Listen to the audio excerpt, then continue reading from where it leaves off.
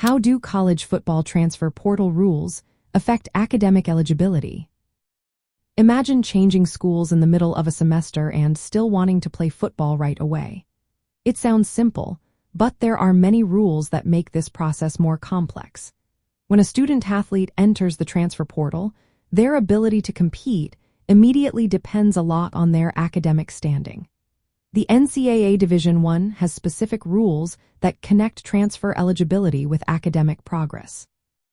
To be eligible to play at the new school right after transferring, undergraduates must be in good academic standing and not under any disciplinary suspension.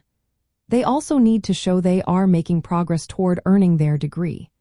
This means they must have completed enough credits applicable to their major and meet certain GPA standards. For example, they need to have completed at least 6 credits in the term before transferring and maintain a minimum grade point average that meets NCAA standards. They also need to have completed a significant portion of their degree requirements, like at least 40% by their junior year, or have transferable credits that count toward their degree. Credits transferred must usually have a grade of C or higher to count toward their degree progress. Graduate transfers have slightly different rules. They must have already earned a degree from their previous school and be enrolled full-time as postgraduate students. They also need to be academically eligible at the time of transfer. The transfer rules do not limit how many times a player can transfer, but they do prohibit competing for 2 different schools in the same season. Also, the 5-year clock for eligibility continues regardless of how many times a player transfers.